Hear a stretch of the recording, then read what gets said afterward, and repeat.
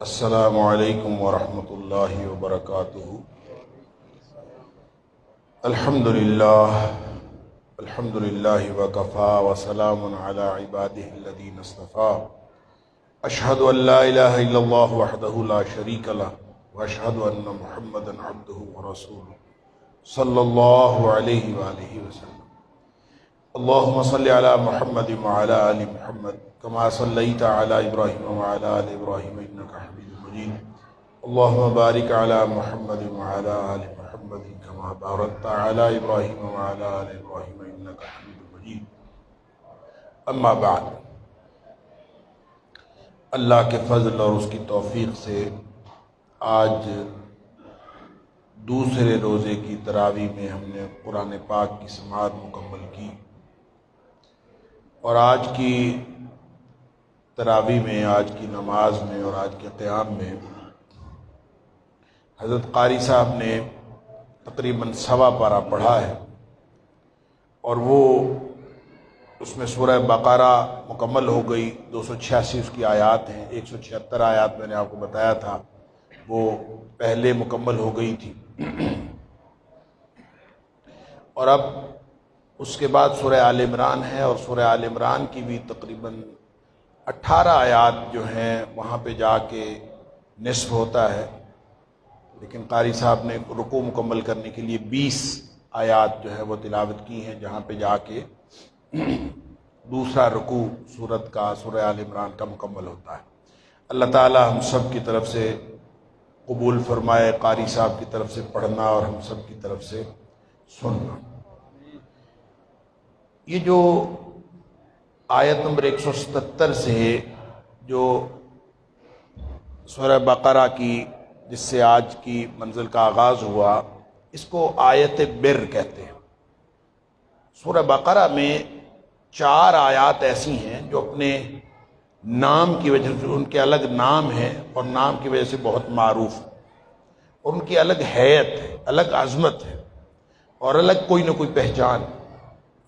اس میں ایک آیت الکرسی ہے، ہم سب جانتے ہیں، آج کی تلاوت بھی کی گئی۔ ایک یہ آیت بر ہے، آیت نمبر 177، اور اسی طرح ایک آیت الآیات، آیت نمبر 164 کو جو کل تلاوت کی گئی، اس کو محترم ڈاکٹر اسرار صاحب کہا کرتے تھے کہ آیت الآیات، اس لیے کہ اس میں نشانیاں بہت ساری بیان ہوئی۔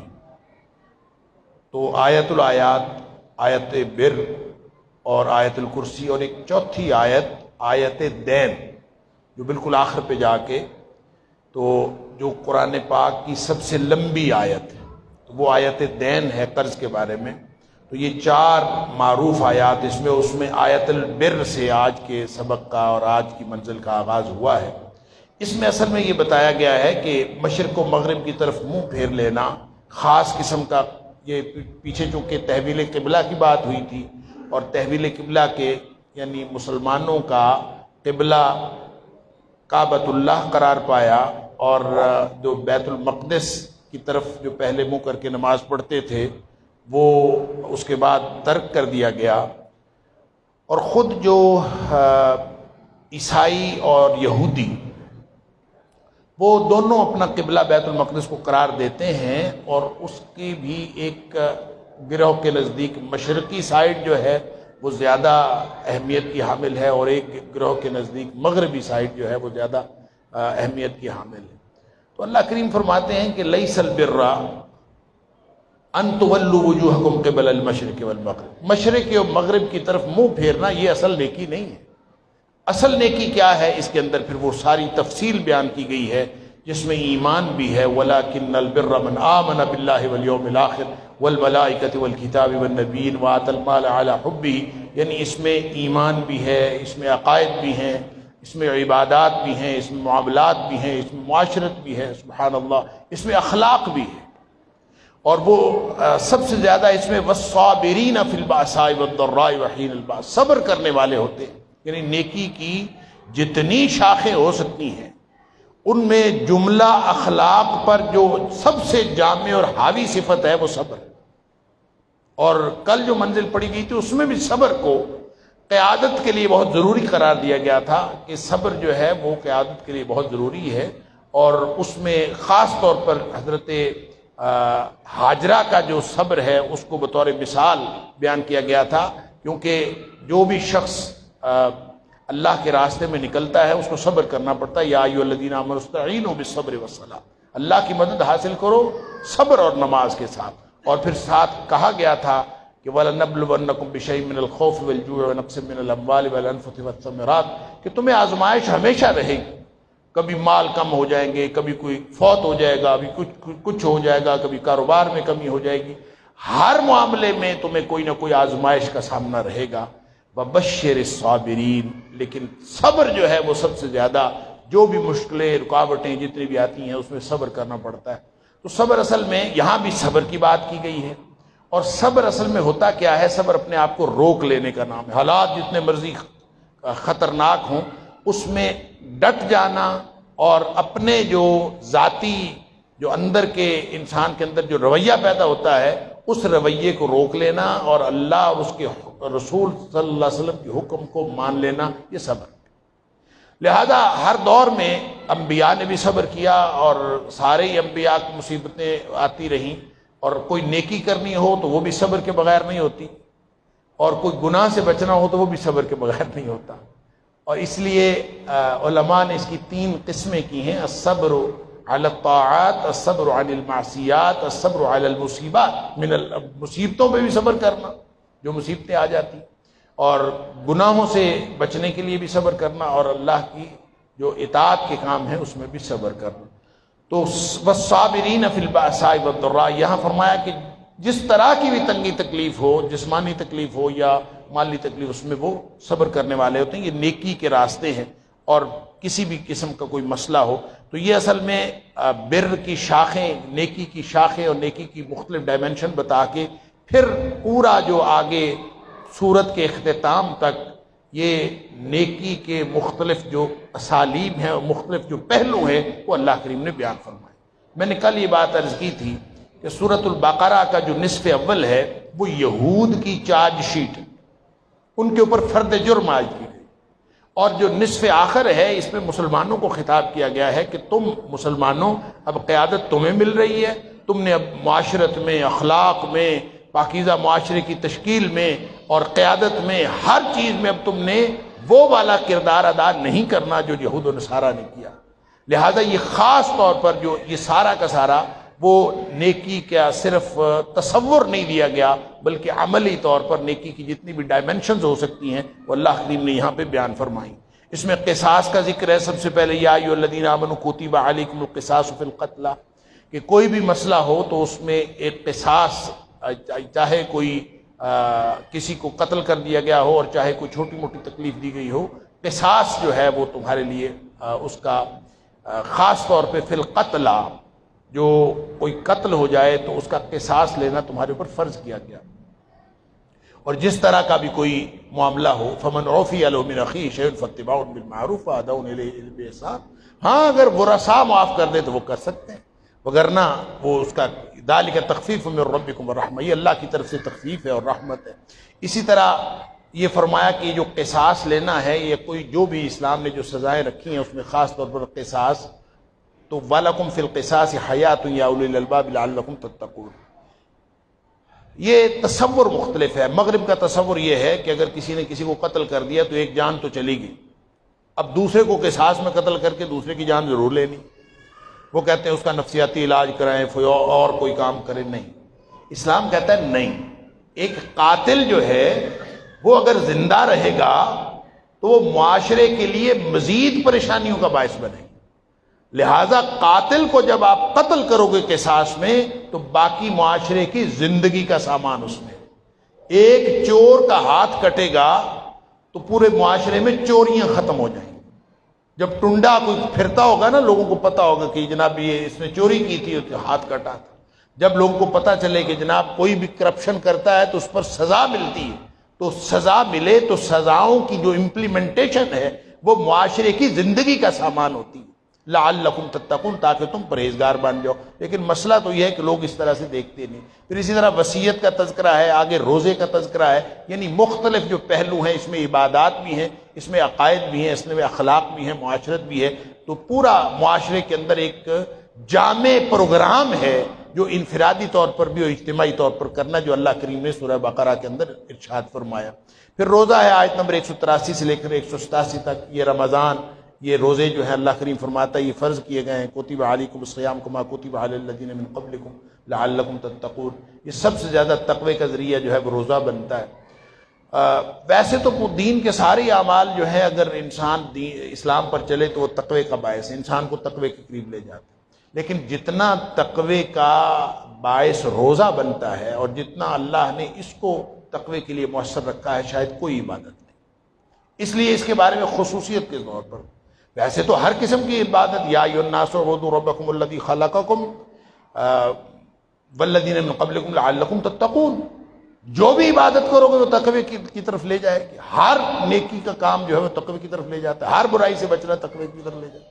لیکن روزہ خاص طور پر، تقوی کیا ہوتا ہے؟ تقوی یہ ہوتا ہے کہ انسان ہر لمحہ اللہ کی ناراضگی سے بچنے کی کوشش کرے اور ہر لمحہ نیکی، اللہ کی رضامندی حاصل کرنے کی کوشش کرے، یہ تقوی۔ جب روزہ انسان رکھتا ہے تو یہ جذبہ سب سے زیادہ پیدا ہوتا ہے۔ کیوں؟ اس لیے کہ اس نے اپنے آپ کو روکا ہوا ہوتا ہے اور بالکل یہ ایک کسی دوسرے شخص کو نہیں پتہ ہوتا، آدمی کا اور اللہ کا معاملہ ہے کہ اس نے کس چیز سے اپنے آپ کو روکا اور کس چیز سے نہیں روکا۔ جتنا زیادہ وہ اپنے آپ کو روزے میں روکتا ہے وہ اتنا زیادہ تقوی کی طرف چلا جاتا ہے۔ لہٰذا روزہ جو ہے، اسلاف کے اقوال مختلف روزے کے بارے میں ہیں کہ روزے دار کئی قسم کے ہوتے ہیں۔ کچھ روزے دار ہیں جو صرف پیٹ کے اور اشتہا جو تعلق زوجیت قائم کرنے کا صرف اس سے رکتے ہیں اور کسی چیز سے نہیں۔ زبان بھی چلتی رہتی ہے، بکواس بھی کرتے رہتے ہیں، آنکھیں بھی، بد نظری بھی چلتی رہتی ہے، سب کچھ سماعتیں، ان کے روزے کا کیا فائدہ؟ اللہ اکبر! اللہ کے رسول صلی اللہ علیہ وسلم، من لم یدع قول الزور والعمل به، جو بکواس نہیں چھوڑتا، جھوٹ بولنا نہیں چھوڑتا، غلط بات نہیں چھوڑتا اور اس کے اوپر عمل کرنا نہیں چھوڑتا، تو اللہ کو اس بات کی کوئی فلیس للہ حاجۃ ان یدع طعامہ وشرابہ، اللہ کو اس بات کی کوئی حاجت نہیں ہے وہ اپنا کھانا پینا چھوڑے۔ کھانا پینا چھوڑنے کی کیا ضرورت ہے؟ اگر اس نے باقی کام نہیں چھوڑے تو پھر کھانا پینا بھی نہیں۔ روزہ تو تقوی سکھاتا ہے، اور اگر روزہ اللہ کے لیے رکھا ہے پھر انسان اپنے آپ کو محدود کرتا ہے۔ اس کا فائدہ کیا ہوتا ہے؟ یہ جو رمضان کے جو فرض روزے ہیں یہ کیا انسان کو دیتے ہیں اور کتنا بڑا اجر ملتا ہے، یہ تو ایک، اس کے اجر کی تو کوئی کسی بھی اعتبار سے حد ہے ہی نہیں کہ نبی کریم صلی اللہ علیہ وسلم فرمایا اگر کوئی شخص ایک روزہ جان بوجھ کے چھوڑ دے تو ساری زندگی روزہ رکھتا رہے، حالانکہ ساری زندگی کو روزہ رکھ سکتا نہیں، تو فرمایا ساری وَإِنْ صَامَهُ، اگر کوئی رکھ سکے تو ساری زندگی روزہ رکھتا رہے، ایک روزے کا وہ گھاٹا خسارہ پورا نہیں ہو سکتا۔ نفلی روزہ، نبی کریم صلی اللہ علیہ وسلم، کوئی شخص اگر ایک روزہ نفلی روزہ اللہ کے لیے رکھتا ہے تو فرمایا کہ وہ اس کو اللہ تعالیٰ جہنم سے اتنا دور کر دیتا ہے جو 70 سال کی مسافت کے برابر ہے۔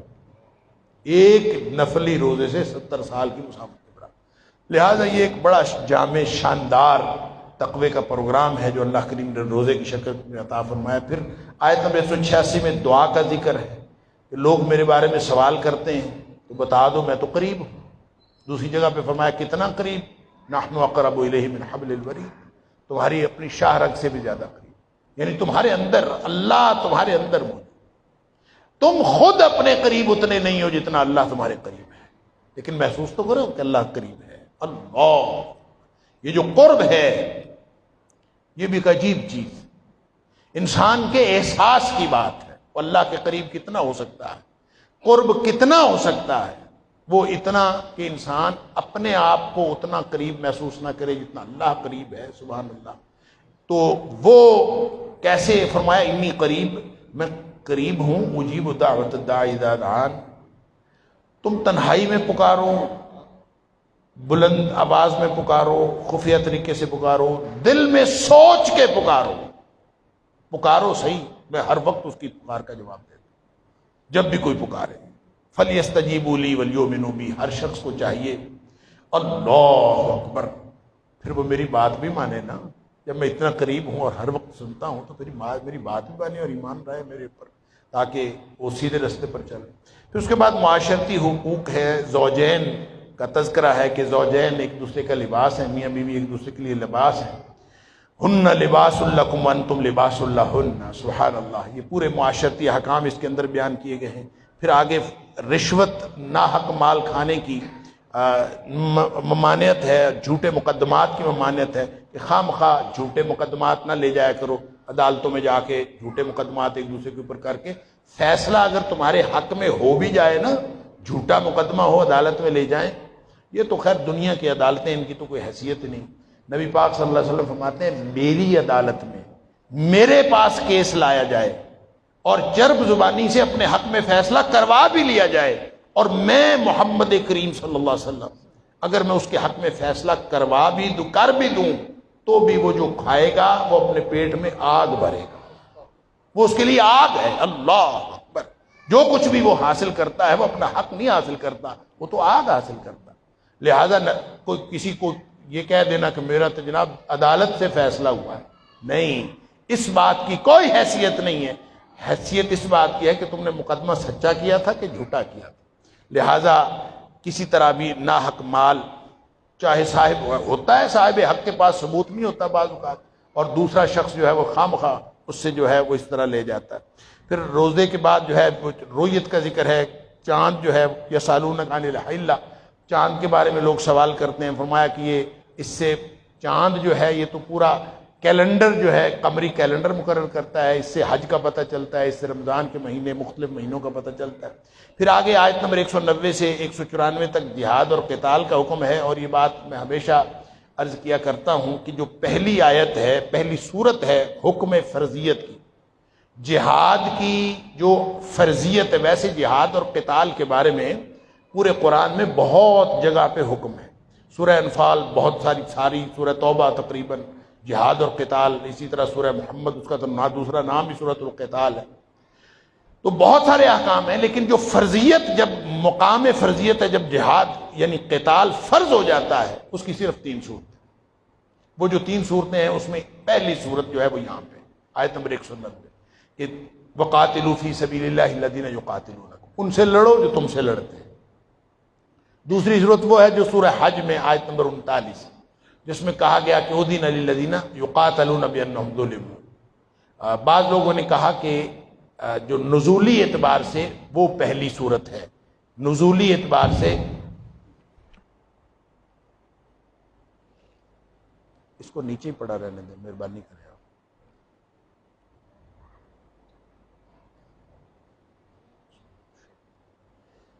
نزولی اعتبار سے وہ پہلی آیت ہے جو سورہ حج میں ہوئی جہاد کی، اور یہ بھی ہے، اور پھر اس کے بعد سورہ نساء کی آیت نمبر 75۔ تو جہاد اور قتال کا حکم ہے، یہ بھی ظاہر ہے کہ اسلامی ریاست کا جو خارجی استحکام ہے اس کے لیے ایک ٹول کے طور پر ہے۔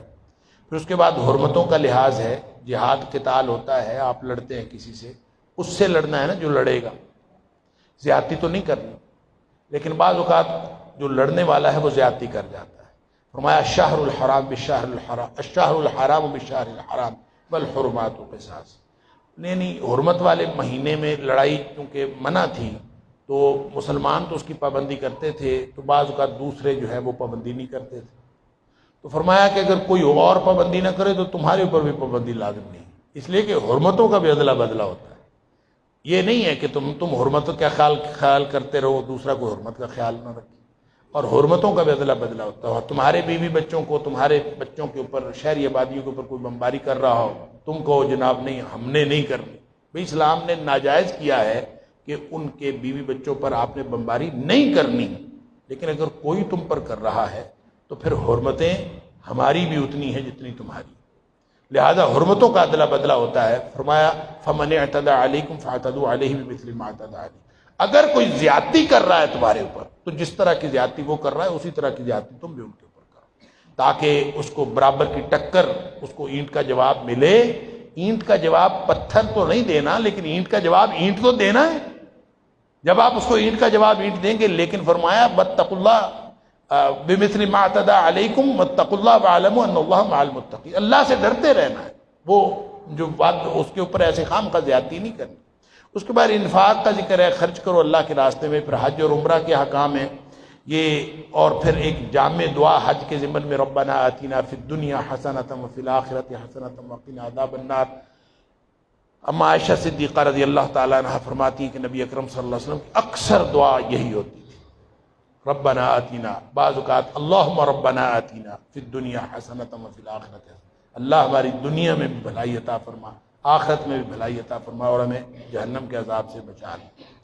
پھر اس کے بعد فرمایا کہ مسلمان پورے بنو، آیت نمبر 208، ادھورے مسلمان نہ بنو، جزوی مسلمان نہ بنو، کچھ مان لیا کچھ نہ مانا، کوئی پک اینڈ چوز کر لیا یہ کرنا ہے یہ نہیں کرنا۔ اللہ یا ایھا الذین آمنوا ادخلوا فی السلم کافہ، سارے کے سارے پورے کے پورے دین میں داخل ہو، پورے مسلمان بنو، ادھورے مسلمان نہ بنو، اور سیزنل مسلمان بھی نہ بنو۔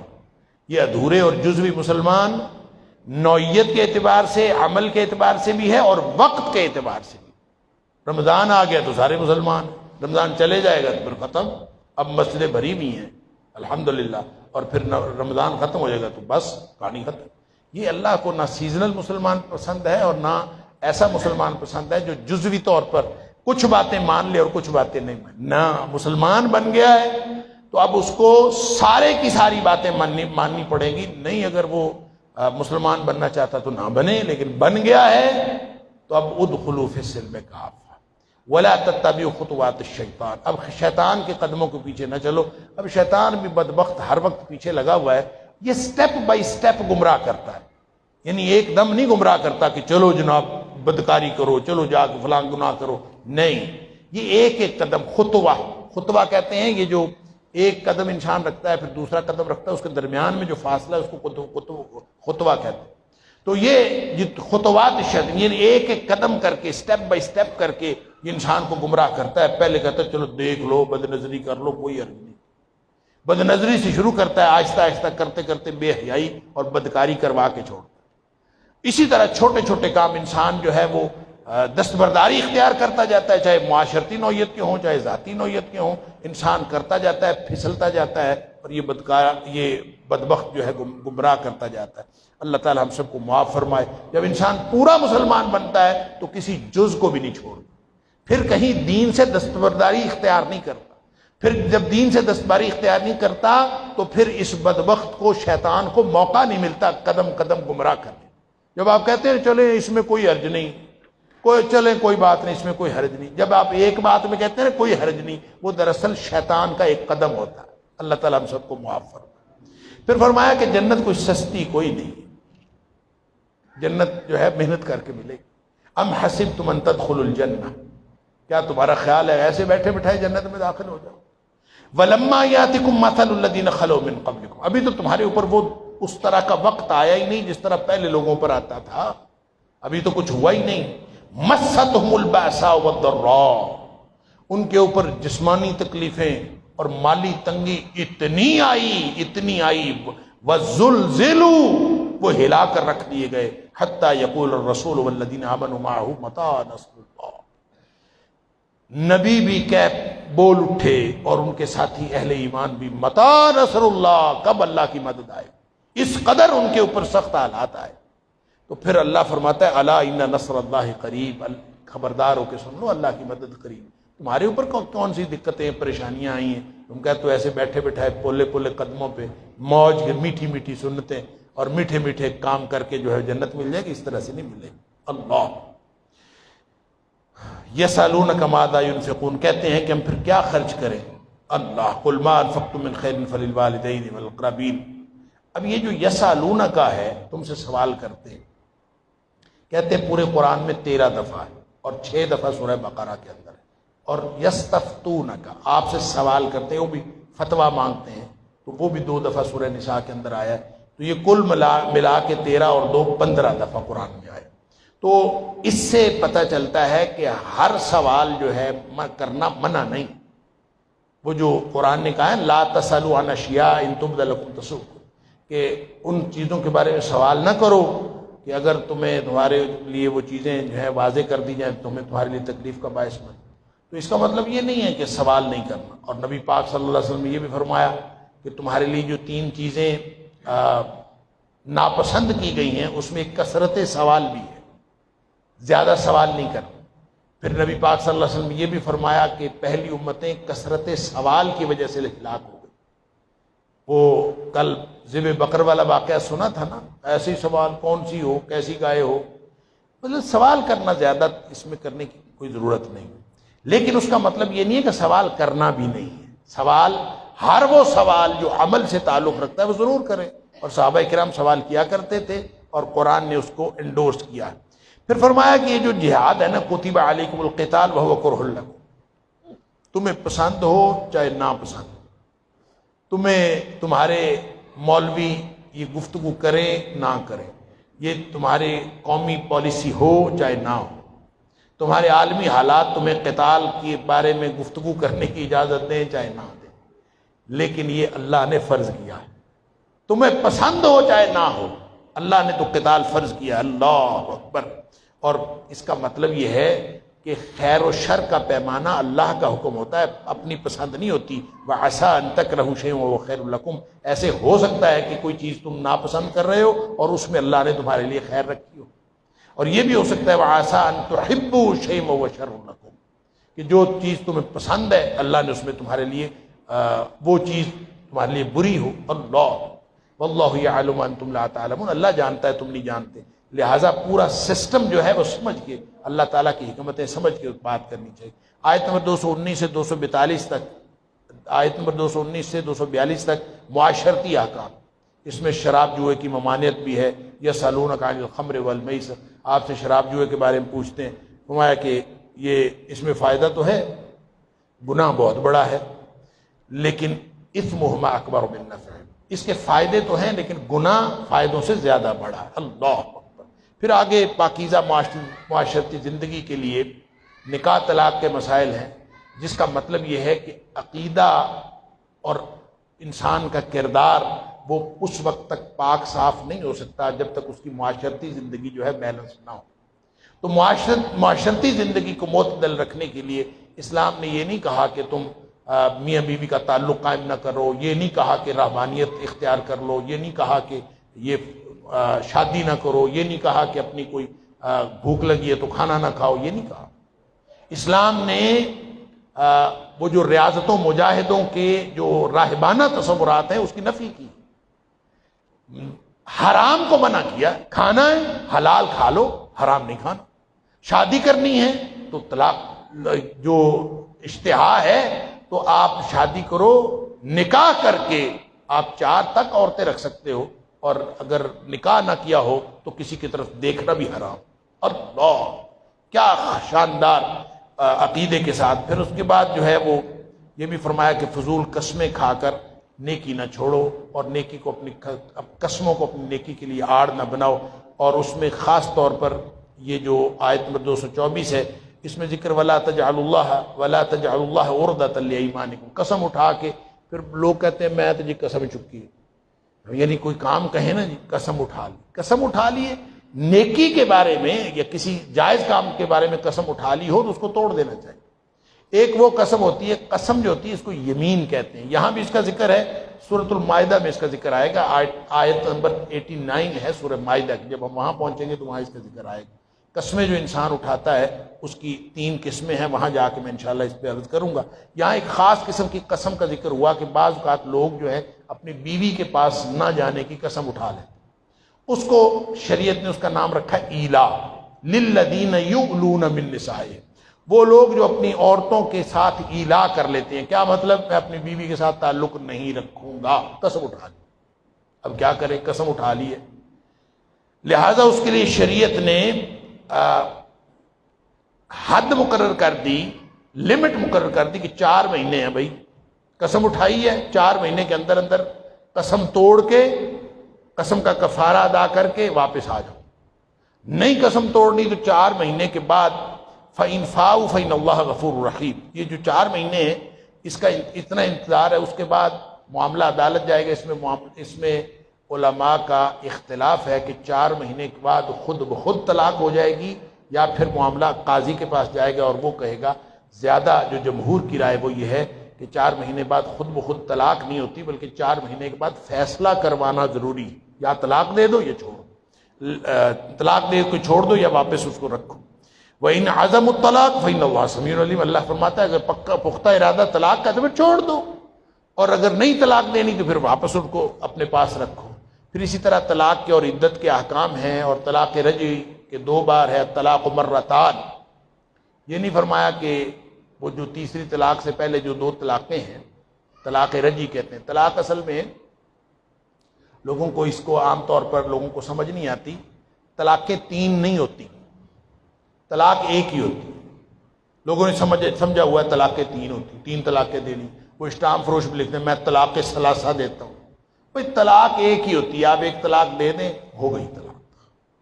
ویسے شریعت نے پوری زندگی میں میاں بیوی کے لیے 3 چانس رکھے کہ اگر کوئی شخص طلاق دے بیٹھا ہے، بعد میں اس کو افسوس ہوتا ہے کہ میں نے نہیں دینی تھی، تو وہ رجوع کر لے. اس کا طریقہ یہ ہے، طلاق رجعی 2 دفعہ ہے، 2 دفعہ اس کو رجوع کا چانس ہے. کیا مطلب؟ اس نے طلاق دی ہے اور طلاق دینے کے بعد اس کو خیال آیا کہ میں نے تو طلاق نہیں دینی تھی، تو اس کے پاس عدت کے دوران رجوع کرنے کا حق ہے، بغیر کسی جرمانے کے، بغیر کسی فائن کے، بغیر کسی کفارے کے. وہ بس رجوع کر لے واپس پھر میاں بیوی. لیکن وہ جو طلاق دی تھی وہ سٹینڈ کرے گی، وہ ایک طلاق ہو گئی، ایک چانس اس نے اویل کر لی. اور اگر طلاق دی ہے اور عدت گزر گئی ہے، اس نے رجوع نہیں کیا، تو عدت گزرنے کے ساتھ ہی وہ بیوی اس کے نکاح سے نکل گئی. اب وہ نکاح سے نکل گئی، وہ آگے جس سے مرضی نکاح کرے، جو مرضی کرے. لیکن اگر کوئی شخص پھر دوبارہ اسی خاتون سے نکاح کرنا چاہے تو طلاق رجعی کے بعد جب وہ اس کے نکاح سے نکل بھی چکی ہو تو چاہے 10 سال گزر چکے ہوں، وہ دوبارہ نکاح اس کے ساتھ نئی شرائط کے ساتھ کر سکتا، نئے مار کے ساتھ. لیکن اگر یہ پہلی طلاق کے بعد بھی یہی معاملہ ہے، دوسری طلاق، یہ 2 رجعی طلاقیں ہیں. اور یہ طلاق جو ہے یہ ہمارے ہاں 3 طلاقوں والا مسئلہ ہے. اور پھر یہ جو ایک مجلس کی طلاقیں ہیں، اس کے بارے میں نبی کریم صلی اللہ علیہ وسلم کے دور میں بھی لوگ جو ہیں وہ ایک مجلس میں کئی دفعہ طلاق کہہ دیتے تھے. اور نبی کریم صلی اللہ علیہ وسلم، مسلم شریف کی حدیث ہے، ابن عباس رضی اللہ تعالیٰ فرماتے ہیں کہ نبی کریم صلی اللہ علیہ وسلم کے دور میں بھی، اور حضرت ابوبکر صدیق رضی اللہ تعالیٰ کے دور میں بھی، اور حضرت عمر فاروق رضی اللہ عنہ کے ابتدائی دور میں بھی، ایک مجلس میں کوئی شخص 3 دفعہ، 4 دفعہ، 6 دفعہ، 100 دفعہ بھی کہہ دیتا ہے کہ طلاق ہے، تو اس کو ایک ہی کنسیڈر کیا جاتا. کیوں؟ اس لیے کہ اگر آدمی طلاق طلاق طلاق طلاق کہہ دے تو چانس تو اس نے ایک لیا ہے نا. اور قرآن نے الطلاقان نہیں کہا، الطلاق طلاقان نہیں کہا، 2 یعنی تسنیہ نہیں ہے، 2 طلاقیں نہیں ہیں، مرتان کہا ہے. اور مرتان کا مطلب 2 بار ہے، ایک کے بعد مرتن بعد المرہ، ایک باری کے بعد دوسری باری ہوتی. بہرحال یہ علماء کا ایک مختلف مسئلہ ہے. بعض لوگوں کا خیال یہ ہے، بعض علماء کا، کہ ایک مجلس کی جو 3 طلاقیں ہیں وہ تینوں شمار ہو جاتی، پھر بھاگتے پھرتے ہیں حلالہ کرنے کے لیے. وہ حلالہ جس کا نام حلالہ ہے اصل میں حرامہ ہے، یعنی حرام ہے. نبی کریم صلی اللہ علیہ وسلم نے اس کو حرام کرا دیا. لعنتی ہے وہ شخص جو حلالہ کروا دے. یہ تو اس سے بڑی بے حیائی اور کیا ہو سکتی کہ کوئی شخص جو ہے وقتی نکاح اپنی بیوی کے کسی اور کے ساتھ کرے. لہذا آپ شریعت سمجھیں کہ ضرورت ہی کوئی نہیں، طلاق ایک ہے بس. اور سب لوگوں کو اس بات کا شعور دینا چاہیے کہ ایک دفعہ کوئی شخص منہ سے طلاق کا لفظ نکالتا ہے، طلاق ہو جاتی، اور اس کے پاس چانس ہے. چانس کتنا ہے؟ عدت تک ویسے ہی چانس ہے رجوع کرنے کا، اور بعد میں نکاح کرنے کا. اور کسی نے پختہ ارادہ بھی کیا ہو کسی کو طلاق دینے کا تو ایک ہی طلاق دے. جو بندہ ایک فائر سے مر جاتا ہے اس کو 3 فائر کیوں مارنے؟ اور طلاق ثلاثہ دے کے پوری زندگی کے اپنے پورے حقوق بھی آپ نے ختم، سارے چانس ختم کر لیے. تو ایسا نہیں کرنا. اس کے بعد رضاعت کا مسئلہ ہے. اب اندازہ کیجئے کہ اسلام معاشرت کو کتنی اہمیت دیتا ہے کہ نماز کی تفصیلات کوئی نہیں ہے قرآن میں، حج کی مناسک کی تفصیلات کوئی نہیں ہے قرآن میں، زکوٰۃ کی تفصیلات کوئی نہیں ہے، وہ ساری نبی پاک صلی اللہ علیہ وسلم نے سکھائی. لیکن طلاق اور نکاح کے مسائل اس قدر تفصیل سے اور یہ رضاعت دودھ پلانا، رضاعت ماں جو بچے کو دودھ پلاتی ہے اس کو رضاعت کہتے ہیں. تو فرمایا کہ والوالدات یرضعن اولادہن حولین کاملین، مائیں جو ہیں اپنے بچوں کو 2 سال دودھ پلائیں، حولین کاملین، پورے 2 سال. ویسے حولین جو ہے وہ وہی، یہ بھی مسئلہ وہی ہے. حولین کا مطلب ہوتا ہے 2 سال، تو 2 سال بعد تو ختم ہو گئی تھی. پھر فرمایا کاملین، پورے 2 سال. کیا مطلب؟ لمن اراد ان یتم الرضاع، یہ اس کے لیے جو پوری مدت کرنا چاہے، پورے 2 سال، یعنی 1 دن بھی زیادہ نہیں. اب لوگ جو ہیں وہ پتہ نہیں ادھر ادھر سے حساب لگا کے بعض لوگ 2.5 سال تک کی اجازت دیتے، پتہ نہیں کہاں سے دیتے. جب قرآن حولین کاملین کہہ دیا، لمن اراد ان یتم الرضاع، جو پورا کرنا چاہتے ہیں، اس کا مطلب ہے میکسیمم 2 سال ہے. کم جتنا مرضی کر لے، کوئی سال پلا کے چھڑوا دے، کوئی 6 مہینے، کوئی آج کل کی مائیں پلاتی کوئی نہیں ہے، ڈبے والے دودھ بھی پلتے ہیں. اللہ اکبر. بہرحال اس میں یہ مسائل ہیں کہ جو والدہ دودھ پلاتی ہے اس کی خاص خیال رکھنا چاہیے، اور کوئی ماں نہیں پلا رہی کسی اور سے بھی دودھ پلوایا جا سکتا ہے. رضاعت کے پھر مسائل، پھر آگے مہر کے مسائل ہیں کہ نکاح ہو جائے بندہ ہے، یہ بھی تفصیل، اس کی بھی تفصیلات. تو اس قدر اسلام نے معاشرت کو اہمیت دی ہے. مہر وہ جو عورت کا حق ہوتا ہے نکاح کے وقت، تو وہ اگر رخصتی سے پہلے طلاق ہو جائے تو کتنا مہر ہے، رخصتی سے بعد نکاح ہو تو کتنا مہر ہے، طلاق ہو، اس طرح کے سارے مسائل ہیں. پھر اس کے بعد یہ جو دوسرا پارہ اختتام پذیر ہو رہا ہے، تو یہاں مالی اور بدنی جہاد کی ترغیب کے لیے 2 واقعات کا ذکر. دونوں بنی اسرائیل کے ہیں. کہتے ہیں کہ ایک تو حزقیل نبی، 2 نبیوں کا قرآن نے نام تو نہیں لیا، اس کا جو نام ہے مفسرین لکھیں. ایک نبی حزقیل تھے، دوسرے نبی کا نام سموئیل یا شموئیل تھا. بہرحال یہ مختصر واقعات ہیں، اور یہ اصل میں مالی اور بدنی جہاد کی ترغیب کے لیے. کہ یہ جو پہلا واقعہ ہے کہ الم تر الی الذین خرجوا من دیارہم الوف حذر الموت، کہ لوگ جو ہیں وہ موت کی وجہ سے گھروں سے نکلے ہوئے تھے، اور یا کسی وبائی مرض کے ڈر سے وہ نکلے ہوئے تھے. تو انہوں نے پھر نبی نے دعا کی اللہ سے، اور ان کو واپس جو ہے وہ شفا مل گئی. پھر ان کو کہا کہ اللہ کے راستے میں لڑو، تو پھر ان کو جو ہے وہ مصیبت پڑ گئی کہ ہم نے نہیں لڑنا. تو اسی طرح دوسرا واقعہ شموئیل نبی کا ہے. ان کے بارے میں کہتے ہیں کہ حضرت موسیٰ علیہ السلام سے کوئی 300 سال بعد 1000 قبل مسیح کے لگ بھگ ان کا واقعہ یہ بہت اہم، کیونکہ بنی اسرائیل ہے نا. میں نے کل عرض کیا تھا کہ حضرت ابراہیم کی اولاد میں سے ایک حضرت اسحاق علیہ السلام کی اولاد ہے، ایک حضرت اسماعیل علیہ السلام. اسماعیل علیہ السلام کی اولاد میں صرف نبی اکرم صلی اللہ علیہ وسلم نبی ہوئے، ادھر بہت سارے نبی ہوئے. تو یہ ان انبیاء میں سے. تو کہتے ہیں کہ وہ بوڑھے ہو گئے یا جو بھی حالات ہو گئے، تو لوگوں نے کہا ہم نے جہاد کرنا ہے، آپ ہمارے لیے کوئی امیر مقرر کر دیں، ہمارا کوئی قائد لیڈر مقرر کر دیں، وہ لیڈر ہوگا، ہم نے جہاد کرنا. تو جب ان کے اوپر جہاد مقرر کہہ دیا گیا، وقال لهم نبی من اللہ قد بعث لهم، اچھا وہ کہتے ہیں ان کے نبی کہتے رہے کہ اگر تمہارے پر جہاد فرض ہو گیا تو تمہیں لڑنا کوئی نہیں. وہ کہتے ہیں نہیں ہم لڑیں گے، کوئی مسئلہ نہیں. اب انہوں نے پھر کہا کہ اللہ نے طالوت کو جو ہے تمہارا بادشاہ بنا دیا، ملکہ، بادشاہ بنا دیا. اب اس کا مطلب یہ جو لوگ کہتے ہیں نا جمہوریت ہونی چاہیے، بادشاہت نہیں ہونی چاہیے، فلاں ہونا چاہیے. قرآن کہتا ہے بادشاہ بنا دیا نبی کی دعا سے اللہ پاک. انہوں نے کہا بادشاہ بنا دیا اللہ تعالیٰ نے بادشاہ. اس کا مطلب ہے بادشاہت جو ہے کوئی ایسا طرز حکومت تو نہیں ہے کہ جو غیر اسلامی ہو. بس کوئی شخص لوگوں کے ووٹوں سے آیا ہو یا وہ کسی بھی وجہ سے بادشاہ بنا ہو، وہ اگر عدل کرے گا تو پھر وہ حکمران ہوگا، اگر وہ عدل نہیں کرتا تو پھر اللہ کے ہاں پکڑا جائے. بہرحال اس وقت تک بھی جیسے آج بھی لوگ جو حکمرانی کا حق ہے نا، وہ 2 بنیادوں پر سمجھتے ہیں. ایک تو نسل کی بنیاد پر، ایک خاندان ہے بس وہی حکمران چلا رہا ہے، اس کے بعد اس کا بیٹا ہے، پھر اس کے بعد اس کا بیٹا ہے، پھر اس کے بعد اس کا بیٹا ہے، اور دوسرے جو ہیں وہ سب ان کے سامنے جو ہے غلاموں کی طرح کھڑے ہوئے ہیں. یہ یہاں پاکستان کے اندر بھی یہی کچھ ہے، ہر جگہ اسی طرح یہ چلتا ہے سسٹم. یعنی نسل جو ہے یہ بادشاہت کی وجہ، اور دوسرا مال، جس کے پاس مال زیادہ ہے وہ حکمران.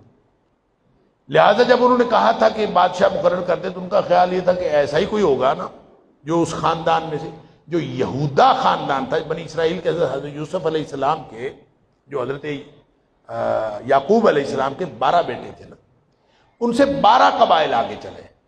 ان 12 قبائل میں سے ایک بنو یہودا تھے، جو یہودی اپنے آپ کو یہ سمجھتے تھے سپر قبیلہ۔ تو وہ جو طالوت تھے جن کو نبی بنایا گیا، وہ بنو لاوی میں سے تھے، اور بنو لاوی کہتے ہیں کہ وہ بنیامین کی اولاد میں سے، جو حضرت یوسف علیہ السلام کے جو چھوٹے بھائی تھے نا بنیامین، ان کی اولاد میں سے۔ اب ان کا خیال یہ تھا کہ ہم یہودا جو ہیں، یہ یہودی، یہ ٹاپ کلاس قبیلہ ہے، تو جو ہوگا تو اسی میں سے ہوگا۔ ایک تو ان کو یہ تکلیف ہوئی کہ ہمارے قبیلے میں سے نہیں ہوا، یعنی نسل اور مال یہ وجہ ہوتی تھی، یہ بنیادیں تھیں حکومت حاصل کرنے کے لیے۔ لیکن انہوں نے کہا کہ طالوت کو کیسے بنا دیا؟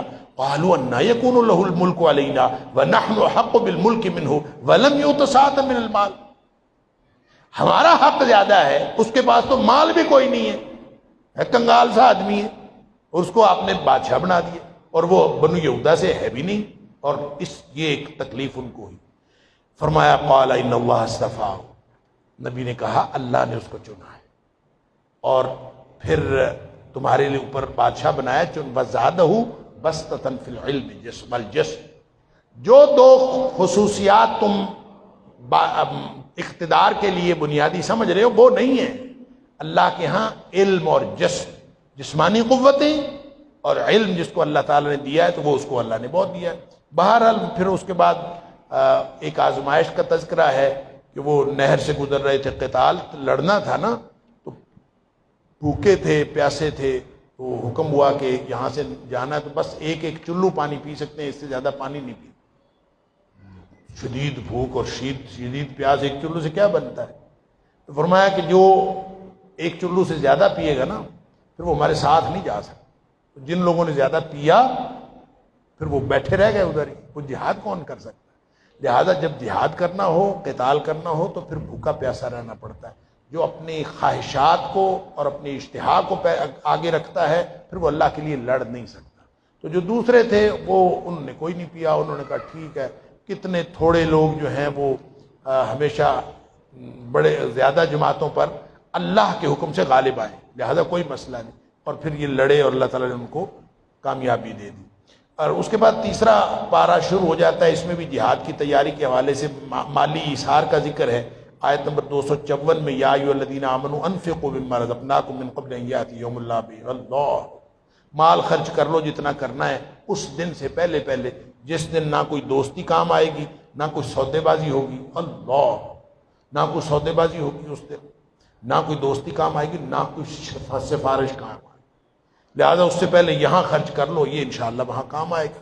پھر اس کے بعد آیت الکرسی ہے، آیت الکرسی کے اندر عقیدہ بھی بتایا گیا ہے۔ جتنا شاندار کہتے ہیں آیت الکرسی کے اندر 10 جملے، ہر جملہ جو ہے وہ عقیدے کی کوئی نہ کوئی ڈائمنشن صحیح کرتا ہے۔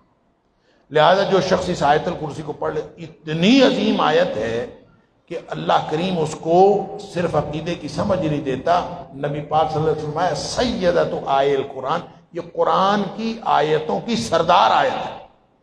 اس کو جو شخص پڑھ لے، نبی پاک صلی اللہ علیہ وسلم فرمایا اللہ تعالیٰ اس کے اوپر محافظ مقرر کر دے، مسئلہ ہی کوئی نہیں۔ اگر رات کو پڑھ لے سونے سے پہلے، ساری رات اس کے اوپر محافظ مقرر ہوتا ہے، شیطان اس کو نقصان نہیں پہنچا سکتا، اور مال شال کی کسی بھی چیز کی حفاظت کے لیے آپ آیت الکرسی پڑھ لیں، اس سے بڑا تالا ہی کوئی۔ اور وہ لمبی حدیث ہے، حضرت ابو ہریرہ رضی اللہ تعالیٰ عنہ کو نبی کریم صلی اللہ علیہ وسلم نے کسی مال آیا تھا کوئی صدقے کا، تو اس کی نگرانی پر مقرر کر دیا، اور آپ نے فرمایا کوئی چور آئے گا اس کو نہ چھوڑنا نہیں۔ تو وہ رات کو چور آیا، حضرت ابو ہریرہ رضی اللہ عنہ نے پکڑ لیا، اس نے منت ترلا کیا، انہوں نے چھوڑ دیا۔ آپ نے پوچھا اگلے دن چور آیا تھا تو پھر چھوڑا کیوں؟ کہتے منت ترلا اس نے کی۔ آپ نے فرمایا آج پھر آئے گا، آج نہیں چھوڑنا۔ اگلے دن پھر آ گیا، پھر اس نے منت ترلا کیا، حضرت ابو ہریرہ کو ترس آ گیا، چھوڑ دو، نکے نکے بچے چھاڑ دے۔ آپ نے فرمایا کیوں چھوڑا؟ جی اس نے منت ترلا ہی بڑا کیا۔ آپ نے فرمایا آج پھر آئے گا، نہیں چھوڑ۔ اب تیسری دفعہ پھر آ گیا، حضرت ابو ہریرہ رضی اللہ تعالیٰ نے پکڑ لیا، ان کے آج میں نے تیری کوئی بات نہیں سنی، میں نبی پاک صلی اللہ علیہ وسلم کے جا کے سامنے پیش کروں گا۔ اس نے کہا اگر میں کوئی علم کی بات بتا دوں تو پھر چھوڑ دو۔ حضرت ابو ہریرہ رضی اللہ عنہ فرماتے ہیں علم کے تو ہم پیاسے ہوتے تھے۔ میں نے کہا اچھا کوئی بات بتاؤ، اگر وہ علم کی بات ہوئی تو میں چھوڑوں۔ اس نے کہا تم آیت الکرسی پڑھ لو، میں آ ہی نہیں سکوں گا۔ نبی کریم صلی اللہ علیہ وسلم کو آ کے بتایا حضرت ابو ہریرہ رضی اللہ تعالیٰ عنہ، نبی پاک صلی اللہ علیہ وسلم بات تھا جھوٹا، بات سچی کر گیا۔ اللہ اکبر۔ اس کے بعد عقیدہ توحید کی برکت ہے، نور کی طرف رہنمائی ہے، اور توحید کو سمجھانے کے لیے 3 واقعات ہیں آیت نمبر 258 سے 260 تک۔ اور ان 3 واقعات میں پہلا واقعہ تو وہی ہے جو حضرت نمرود کے ساتھ حضرت ابراہیم علیہ السلام کا ہوا مکالمہ۔ حضرت ابراہیم علیہ السلام وہ پوچھتا ہے کہ تیرا رب کون ہے؟ انہوں نے کہا میرا رب ہے وہ زندہ کرتا اور مارتا ہے۔ تو اس نے کہا یہ کیا بات ہے، میں بھی زندہ کرتا اور مارتا ہوں۔ اس نے 2 بندے جیل میں جو تھے قیدی وہ پکڑے، ایک کو مار دیا ایک کو چھوڑ دیا، اور میں بھی زندہ کرتا ہوں۔ تھی تو کٹ حجتی، لیکن جو کٹ حجتی کر رہا ہوتا ہے اس کو آپ یہ نہیں کہہ سکتے کہ میری بات کا یہ مطلب نہیں تھا، آپ اس کو سمجھا نہیں سکتے۔ لہذا وہ حضرت ابراہیم علیہ السلام اس کو نہیں سمجھایا۔ آپ نے اگلا سوال کرا، میرا رب مشرق سے سورج کو نکالتا ہے، تو اس کو مغرب سے نکال کے دکھا۔ چل بس اتنا ہی کہنا تھا، اس کو اپنی ساری اوقات پتہ چل گئی کہ میں کتنے جوگا ہوں۔ اللہ فبہت الذی کفر، وہ جو تھا ہکا بکا رہ گیا کہ میرے ساتھ ہوئی کیا ہے۔ اللہ اکبر۔ پھر اگلا واقعہ ہے، نام تو نہیں لکھا، او کالذی مر علی قریۃ ہے، لیکن مفسرین نے لکھا ہے حضرت عزیر علیہ السلام تھے، اور یروشلم کی بستی جو ویران پڑی تھی، کھنڈر بنے پڑے تھے، اس کو دیکھا، حیران ہو گئے، اس کو اللہ کیسے زندہ کرے۔ اللہ تعالیٰ نے 100 سال کے لیے موت دے دی اور 100 سال بعد اٹھایا۔ اب بندہ اٹھتا ہے کیسے پتہ چلتا ہے میں کتنی دیر سویا ہوں؟ ادھر ادھر چیزیں ہی دیکھتا ہے نا کیا ہوا۔ 2 مختلف اثرات تھے، کھانا ویسے کا ویسے تر و تازہ باسی بھی نہیں ہوا 100 سال میں، اور جو گدھا تھا جس کے اوپر سواری کی تھی وہ ہڈیاں بھی گل سڑ گئیں۔ اللہ اکبر۔ تو حیران ہو گئے کہ اللہ تعالیٰ نے بتایا 100 سال تو رہے ہیں۔ دیکھو یہ ہے اللہ کی قدرت کہ کھانا جو ہے وہ تازہ پڑا ہوا ہے، گدھا جو ہے اس کے پلے کچھ۔ اب ذرا دیکھو ہم کیسے زندہ کرتے۔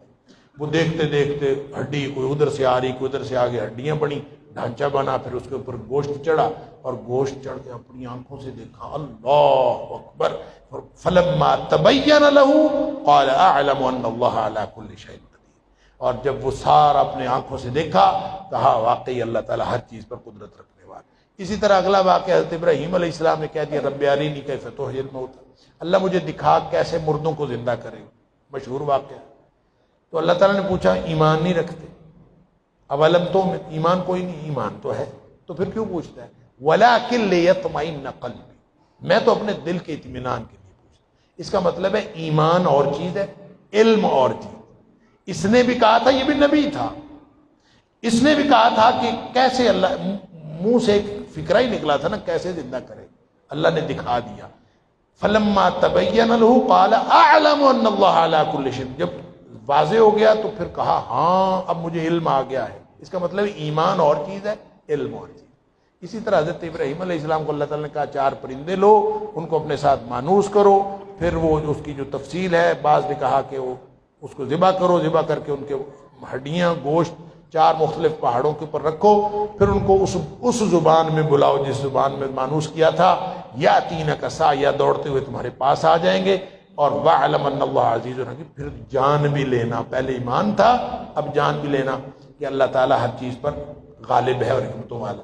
آگے اقتصادی اور اجتماعی نظام کے اصول ہیں، آیت نمبر 261 سے 283 تک انفاق کی ترغیب ہے کہ بھائی خرچ کیا کرو، جو خرچ کرتا ہے وہ ایسے ہے جیسے کسی نے 1 دانہ خرچ کیا، 1 دانے سے 7 بالیاں نکلیں، ہر بالی کے اوپر 100 دانے، کتنے ہو گئے؟ 700۔ تو یہ 700 گنا اللہ تعالیٰ کی طرف سے ملتا ہے۔ تو لوگ کہتے ہیں نا دا دنیا 70 آخر، یہ پتہ نہیں کہاں سے ملا ہوا، اور دا دنیا 70 آخر نہیں، 700 تو یہاں فرمایا ہے، 700 بلکہ فرمایا واللہ یضاعف لمن یشاء، یہ 700 یہ منیمم ہے، اور اللہ اس سے بڑھا چڑھا کے کس کو کتنا دیتا ہے اللہ کو معلوم۔ اور پھر انفاق کے بارے میں فرمایا یہ باہمی تعاون اور کفالت کا اصول ہے، جب لوگ خرچ کرتے ہیں تو معاشرے کے اندر خوشحالی آتی ہے۔ امیر لوگ خرچ کریں گے، جو غریب لوگ ہیں ان کا جو معیار زندگی بلند ہوگا۔ اور پھر فرمایا کہ صدقہ جو ہے وہ دے کے بالمن والاذا لا تبطلوا صدقاتکم بالمن والاذا، یہ ہے تو باہمی کفالت کا نظام۔ آپ کسی کو دو تاکہ وہ بہتر ہو، اگر آپ نے اس کو صدقہ دے کے پھر کہا ہاں میں تمہیں دیتا ہے سی، اس کو احسان جتلانا ہے تو وہ تو بیچارہ احساس کمتری کا شکار ہو جائے گا۔ لہٰذا یہ کفالت تو نہ ہوئی، یہ تو خام خواہ اس کو احساس کمتری میں کا شکار کرنے کی بات ہوئی۔ لہٰذا فرمایا تکلیف اور احسان سے صدقہ ضائع نہ کرو، اور ریاکاری سے پرہیز بھی کرو، اس لیے کہ جو ریاکاری ہوتی ہے یہ پورے کا پورا اجر ضائع کر دیتی ہے۔ پھر ریاکار کی مثال بھی دی، ایسے ہی ہے جیسے کوئی شخص بوڑھا ہو گیا ہو، اس کے پاس ایک باغ ہو، بچے چھوٹے چھوٹے ہوں اور وہ باغ جو ہے وہ سارا جل جائے۔ اللہ، دیکھیں آدمی کو فکر تو عمر کے ہر حصے میں ہوتی ہے، اپنی باغ کی، جائیداد کی، زمین کی، ہر چیز کی، لیکن خاص طور پہ آدمی جب بوڑھا ہوتا ہے نا، بڑھاپے میں، اللہ نے مثال بھی ہے کہ اس کے پاس باغ ہو بڑا شاندار، واصاب الکبر، اس کو بڑھاپا آ گیا ہو، وَلَهُ ذُرِّيَّةٌ ضُعَفَاء، اور اس کے پاس جو بچے ہیں چھوٹے چھوٹے بچے ہیں، خود بوڑھا ہو گیا ہے، باغ ہے بڑا شاندار، تو آدمی کو یہی ہوتا ہے نا کہ یہ میرے بچے جو ہیں ان کے کام آئے گا، چلیں میرے بچوں کو، تو اس کو آگ لگ جائے، فَأَصَابَهَا إِعْصَارٌ فِيهِ نَارٌ فَاحْتَرَقَتْ، سارا کا سارا باغ جل گیا، تو وہ بڈھا کیا کرے گا؟ فرمایا ریاکار کی حالت یہ ہوتی ہے، اس کے پلے کھ نہیں رہتا۔ اللہ اکبر۔ نبی کریم صلی اللہ علیہ وسلم نے ایک دعا سکھائی، اللہم اجعل اوسع رزقک علی، اللہ میرے اوپر اپنا رزق جو ہے اس کو وسیع کر دے، عند کبر سنی، اللہ خاص طور پہ جب میں بوڑھا ہوں تو اس وقت میرا رزق وسیع کر دے۔ اللہ وانقطاع عمری، جب میری عمر ختم ہو رہی ہو تو اللہ میرا رزق وسیع ہو۔ یعنی یہ نبی کریم صلی اللہ علیہ وسلم دعا سکھائی، نفسیات ہے انسان کی، اور نفسیاتی کیفیات کا نبی پاک صلی اللہ علیہ وسلم سے بڑا کوئی ماہر نفسیات نہیں تھا، تو تاکہ وہ دین کے ساتھ بھی جڑے رہیں، اپنے جو معاملات ہیں وہ بھی صحیح۔ آگے پھر فرمایا کہ انفاق فی سبیل اللہ جو ہے وہ ضرورت کے تحت کرو، اور کرتے رہو۔ کتنا کرو؟ الذین ینفقون اموالهم باللیل والنہار سرا وعلانیہ فلہم اجرہم عند اللہ، صبح و شام ہر وقت جو خرچ کرتا ہے اس کے اوپر اس کے لیے بڑا اجر۔ اب یعنی کثرت انفاق کی ترغیب ہے، سوچا نہ کیا کرو۔ حضرت اسماء کو فرمایا کہ انفقی ولا تحصی، خرچ کیا کر، گنا نہ کر، اس لیے کہ تو گن گن کے دے گی، فیحصی اللہ علیک، اللہ بھی تجھے گن گن کے دے گا۔ اللہ کا دیا وہ مال ہے، دیتے رہو، جتنا دو گے اتنا اور آئے گا۔ مال چاہیے دینا شروع کر دو، اللہ دے دے گا۔ عزت چاہیے، لوگوں کو عزت دینا شروع کر دو، اللہ تعالیٰ عزت دینا شروع کر دے گا۔ اللہ پھر فرمایا سب سے زیادہ جو دینا افضل ہے وہ ان لوگوں کو جو مانگتے نہیں، غیر سائلین، لا یسالون الناس الحافا۔ پھر آگے سود کی حرمت ہے، قرض کے احکام ہیں، اور فرمایا کہ جو سود ہے نا، سود کھانے والے خبتی ہوتے ہیں، ایسے جو سود خور ہوتا ہے نا اس کا کبھی حواس قائم نہیں ہوتا، ایسے ہوتا ہے یتخبطہ الشیطان من المس، جیسے اس کو شیطان نے چھو لی، خبتی ایسے مخبوط الابار۔ آپ دیکھ لیں جو سود خور ہوگا نا اس کا کبھی دماغ ٹھیک کام نہیں کرتا، واللہ اعلم۔ اور فرمایا کہ یہ ان کو سمجھ نہیں آتی، وہ کہتے ہیں انما البیع مثل الربا، سود خور ہمیشہ یہ کہتا ہے تجارت جیسے ہی تو ہے، فرق کیا ہے؟ فرمایا اندازہ کرو، وَحَلَّ اللَّهُ الْبَيْعَ وَحَرَّمَ الرِّبَا، حالانکہ اللہ نے تجارت کو حلال کیا، سود کو حرام کیا، ان کو پتہ ہی نہیں ہوگا تو ایک جیسا ہے۔ دیکھیں فرق سمجھ لیں، جو چیز آپ پیسوں کا کرایہ لیتے ہیں یہ سود ہے، کیپٹل اماؤنٹ پہ جو پرسنٹیج طے کی وہ پیسوں کا کرایہ ہے، پیسوں کے اوپر منافع ہے، کیپٹل کے اوپر جو پرسنٹیج طے کی یہ سود ہے، اور اگر اس منافع میں سے پرسنٹیج طے کی تو وہ تجارت ہے۔ فرق ہے، بس اتنا فرق ہے۔ یعنی 1,00,000 روپے آپ نے کسی کو کاروبار کرنے کے لیے دیا، آپ نے کہا میں 5,000 روپیہ یا 5% میں ہر مہینے لوں گا، 1,00,000 کے اوپر 5,000 لوں گا، یہ سود ہے، یہ حرام ہے۔ اگر آپ نے اس کو 1 لاکھ روپے دیا، آپ نے کہا اچھا تو اس سے کاروبار کر، جتنا تیرا کاروبار اس میں منافع جتنا ہوگا میں اس میں سے 50% لے لوں گا، چاہے وہ 50% 5,000 ہی بنے، یہ جائز ہے، یہ تجارت ہے، وہ سود ہے بھائی، یہ فرق۔ منافع میں سے آپ پرسنٹیج طے کر لیں، جتنی مرضی طے کر لیں، وہ آپ چاہے 60-40 کر لیں، 70-30 کر لیں، 90-10 کر لیں، جتنی مرضی کر لیں، وہ جائز ہے، اور 50-50 کر لیں وہ بھی جائز ہے، لیکن یہ جائز نہیں۔ تو یہ کثرت انفاق کی ترغیب میں ایک واقعہ ہمیشہ مجھے یاد آ جاتا ہے، جب میں یعنی بہت زیادہ خرچ کیا۔ کہتے ہیں حضرت معاویہ رضی اللہ تعالیٰ عنہ، حضرت حسن رضی اللہ تعالیٰ عنہ کو مکالمہ کہ حضرت حسن رضی اللہ تعالیٰ عنہ کو جو بھی مال ملتا تھا وہ سارے خرچ کر دیتے، اور انہوں نے ایک دفعہ حضرت امیر معاویہ رضی اللہ تعالیٰ نے کاغذ پہ لکھ کے بھیجا ان کو، حضرت حسن رضی اللہ عنہ کو، لا خیر فی الاسراف، یہ فضول خرچی میں کوئی خیر نہیں، خام خواہ اتنا ہی مال خرچ کر دیتے۔ اور اسراف جائز کاموں پر زائد خرچ کرنے کو اسراف کہتے ہیں، جو ناجائز کاموں پہ خرچ کرنا وہ تو تبذیر ہے، ان المبذرین کانوا اخوان الشیاطین، وہ چاہے آپ 1 روپیہ خرچ کریں وہ حرام، وہ تو شیطانوں کے بھائی۔ لیکن یہ اسراف، لا خیر فی الاسراف لکھ کے بھیجا کہ فضول خرچی میں یا زائد خرچ میں کوئی بھلائی نہیں۔ انہوں نے آگے سے اسی کو فکرے کو الٹ کے بھیج دیا کہ لا اسراف فی الخیر، خیر کے کاموں میں کوئی فضول خرچی نہیں ہوتی، خیر جتنا مرضی بڑھاتے جاؤ۔ اللہ تعالیٰ نے یہی فرمایا ینفقون اموالهم باللیل والنہار، اسے فرمایا رات دن خرچ کرتے جاؤ، اللہ اکبر۔ پھر یہاں یہ جو سود کے بارے میں، وہ تو سود لیتے تھے، کرایہ لیتے تھے اپنے پیسوں کا، اسلام نے کہا کہ نہیں، خرچ دینا ہے نا، قرض حسنہ دو، اور اگر وہ واپس نہیں دے سکتا تو کوئی بات نہیں، اس کو اور فراخی تک اور مدت دے، فناظرۃ الی مایسر، اور مدت میں توسیع کر، اور اگر ویسی صدقہ کر دو تو اور ہی زیادہ بہتر ہے۔ اللہ، جب یہ دیکھیں اسلام یہ کہتا ہے کہ آپ نے اس روپے سے روپیہ نہیں کمانا، آپ نے اس روپے سے اللہ سے اجر کمانا ہے، بس یہ فرق ہے اسلام کی معیشت میں اور اس میں۔ پھر یہ آیت جو آیت نمبر 281 ہے نا، کہا جاتا ہے کہ یہ آخری نازل ہونے والی آیت نزولی اعتبار سے، واتقوا یوما ترجعون فیہ الی اللہ، اللہ، اس دن سے ڈر جاؤ جس دن تم اللہ کی طرف واپس کیے جاؤ، اللہ، ثم توفی کل نفس ما کسبت وہم لا یظلمون، اس دن ہر شخص کو اس کی کمائی کے برابر اس کا بدلہ دیا جائے گا، اور اس کے اوپر کوئی ظلم نہیں کیا جائے۔ جس دن اللہ کی طرف واپس لوٹائے جاؤ گے اس دن سے ڈر جاؤ۔ اس کا مطلب یہ ہے کہ ہر روز جو بھی عمل کرو یہ سوچا کرو کہ میں اب قبر میں اتارا جا رہا ہوں، وہاں اس کام نے مجھے فائدہ دینا ہے کہ نہیں دینا، بس یہ سوچ کے آپ کام کرو تو انشاءاللہ یہ اس آیت کا یہ معنی ہے۔ اس کے بعد آیت دین ہے کہ آپس میں جو بھی معاملات کرو اس کو لکھ لیا کرو۔ پھر اس کے بعد فرمایا کہ اگر کوئی دستی لین دین ہو اس میں لکھنے کی کوئی ضرورت نہیں ہے، نہ گواہ بنانے کی ضرورت ہے۔ اسی طرح فرمایا کہ آگے اگر کوئی ایسی جگہ پہ ہے جہاں لکھا نہیں جا سکتا، آپ ایسی جگہ پہ ہیں تو قرض دینا ہے تو رہن رکھ لیا کرو۔ رہن کہتے ہیں گروی کو، یہ اصل میں گارنٹی کے طور پر رکھا جاتا ہے کہ آپ نے کسی سے قرض لینا ہے، آپ اس کے رجسٹری کے کاغذ رکھ لیں، کوئی چیز رکھ لیں، کہتا ہے میری گھڑی رکھ لو، مجھے 1000 روپے دے دو، فلاں رکھ لو، یہ اصل میں گارنٹی ہوتی ہے۔ اور گارنٹی میں جو حق استعمال ہے وہ نہیں ملتا، یہ صرف گارنٹی ہوتی۔ گھر، کار، گھوڑا، کوئی چیز آپ دیتے ہیں، یہ رکھ لو مجھے پیسے دے، آپ نے رکھ لیے، اس کا حق استعمال اسی کا ہے۔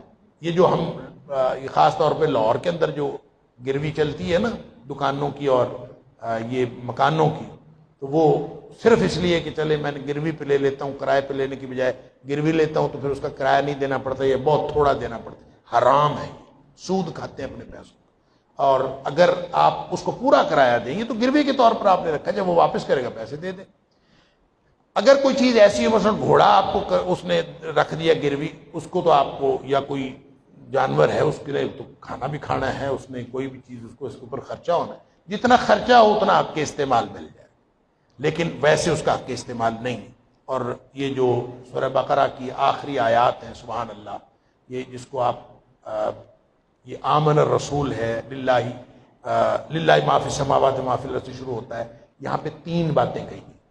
پہلی بات یہ ہے کہ کامیابی قیادت اللہ کی توحید کے بغیر ممکن نہیں. دوسری بات یہ ہے کہ اس کا ماڈل نبی اکرم صلی اللہ علیہ وسلم کی حیات طیبہ، آمن الرسول بما انزل الیہ. اور اس سے وہ کیسے آتی ہے؟ سمعنا واطعنا. نبی کریم صلی اللہ علیہ وسلم کے سامنے رویہ یہ رکھو، اے اللہ کے رسول صلی اللہ علیہ وسلم ہم نے سن لیا، ہم نے اطاعت کی بس.